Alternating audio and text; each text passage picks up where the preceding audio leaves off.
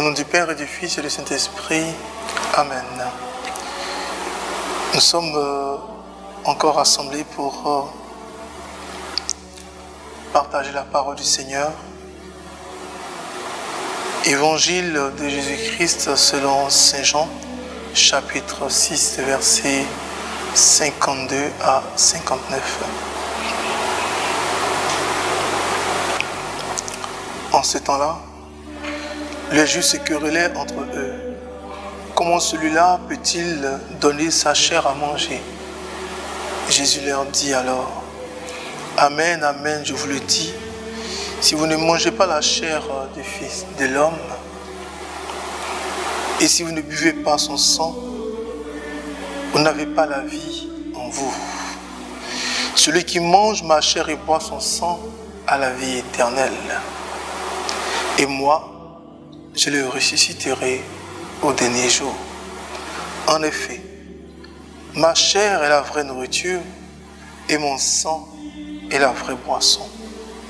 Celui qui mange ma chair et boit mon sang demeure en moi, et moi, je demeure en lui.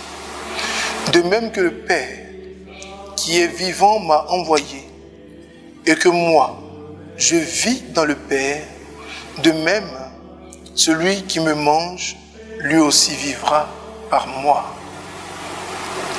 Tel est le pain qui est descendu du ciel.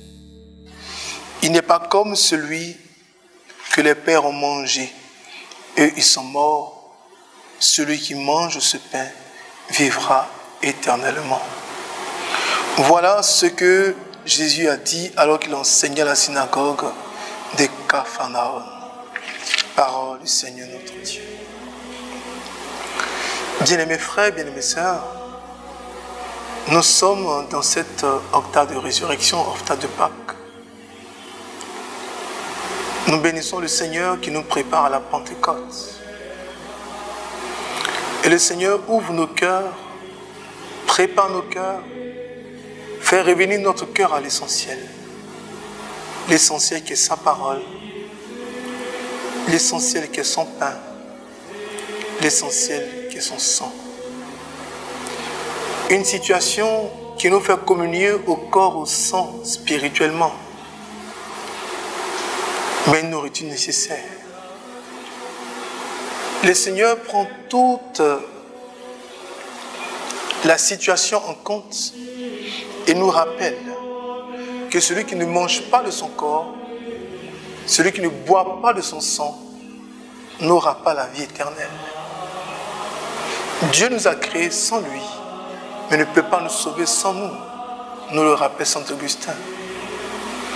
Mais dans la participation au mystère du Christ, dans la participation de la vie et de la résurrection de Christ, il nous faut la nourriture. De même que le corps a besoin de nourriture, notre âme aussi a besoin de nourriture. Jésus ne nous demande pas, comme un cannibale, de manger le corps, mais le corps en question, c'est son pain, c'est l'Eucharistie. Jésus nous prépare.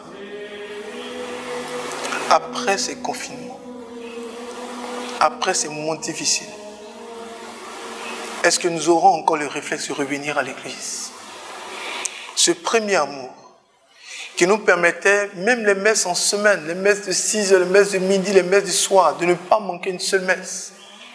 Aujourd'hui, le train-train quotidien nous tire dans tous les sens, à modifier nos habitudes, à modifier notre conception, à modifier notre motivation même. Le Seigneur nous rappelle qu'il est le chemin, la vérité, la vie. Le Seigneur nous rappelle que celui qui boit son sang, celui qui mange son corps, il le ressuscitera au dernier jour. Le Seigneur nous rappelle que sans lui, nous ne pouvons rien.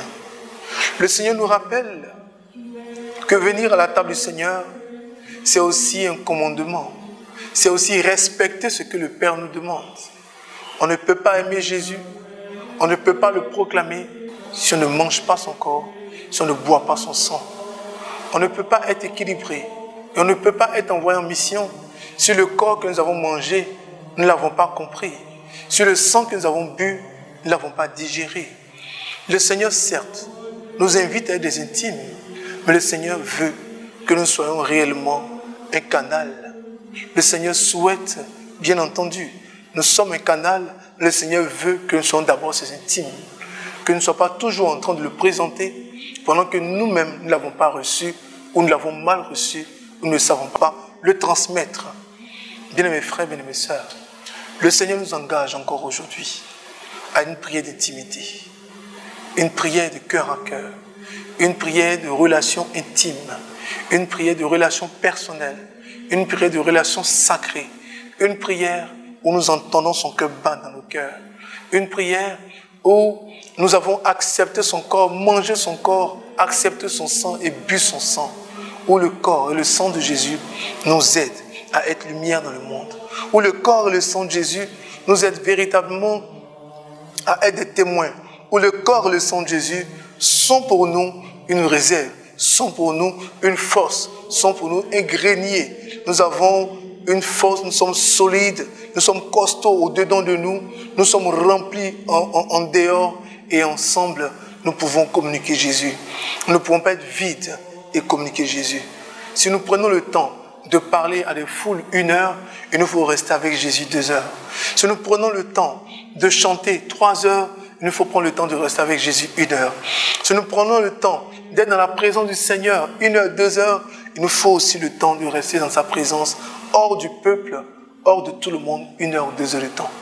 Bien mes frères, bien mes sœurs, en finissant ce temps, je t'invite à améliorer ta vie de prière.